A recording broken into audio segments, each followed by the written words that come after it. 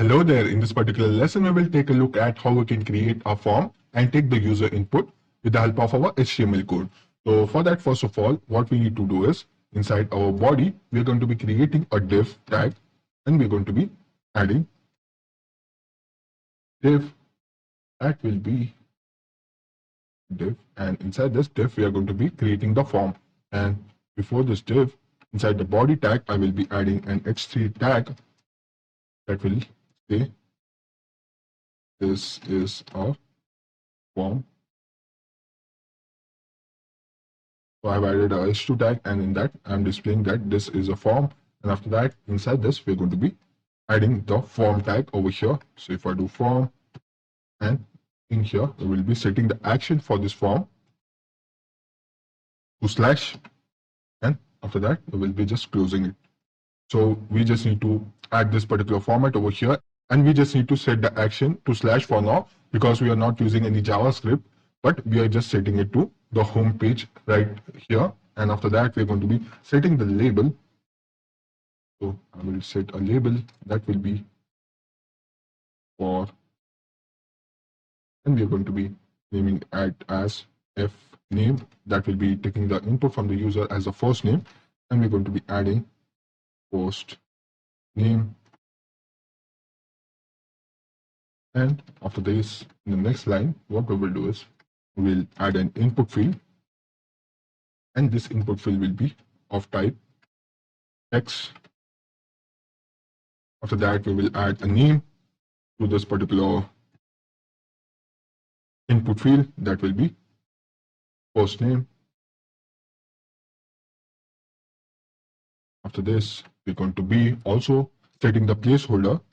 We will do placeholder that will be asking the user to enter your name. And after this, we will just close this tag over here. And after that, what we will do is we will again create another field for taking the input for the last name of the user. I will just try to make a copy of this piece of code over here. And in that, instead of f name, I will do last name. And this will be also replaced with last. And other details will be also replaced with last. Set it to last name. And this will be first name. Once we are done with that, we will just try to add a submit button over here as an input. So once we are done with that, we will add a input type as submit.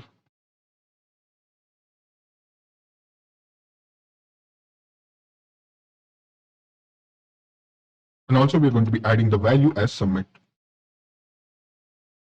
And once you are done with this, we will just try to close it, and we are successfully created this particular form with the help of this piece of code. Once we are done with that, if we just try to save this code, go to our web browser and try to refresh our page. So over here on the web page, you can see here is the output that we get with this particular piece of code that we have added into our HTML code. And you can see we are getting the field as first name. We can enter our first name, and also you can see that we have added the placeholder that is telling the user to enter your first name. If I add some text over here, so you can see the placeholder disappears when we add any text in here. And similarly, we have the text for the last name as well, and in there also if I add some detail, so you can see automatically it is removing the placeholder whenever we add any text in here. So this is how we can use the placeholder, and you can see we have added a h2 tag for this is a form, and we also have a submit button. So if I add some details over here, if I click on submit, you can see it is submitting this piece of code to the backend of our website, but it is just redirecting us to this particular page. And you can see in the query that we have the first name is equals to Arbaz and the last name is equals to Khan, and it is able to send it using this URL. So if we add the code for handling this request in our backend in JavaScript, they will be able to fetch this particular data in the JavaScript, but we are not working with the JavaScript right now. So just to show you, it is sending some data to the backend. You can see in the URL, we are getting the first name and the last name, and it is passing it to the backend. So if we just write the code for fetching this data in JavaScript, then it will be able to store it in our database or work with this particular data. So this is how we can create a simple form using HTML code, and after clicking on the submit button, it will be submitting the data to the backend of our web server. Once we are done with this, we will just try to go back to our form. So over here, we're going to be working with some other input types. So if I just try to copy this and add it over here and create a password field. So if I set it to pass, and instead of text, we're going to be setting it to password. The name also will be pass. And we're going to be taking the input for the password.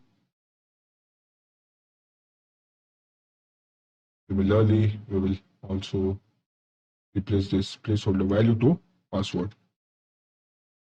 And once we're done with that, if we save this piece of code, go back to our web browser, try to refresh the page. Now you can see we will be having 3 different fields.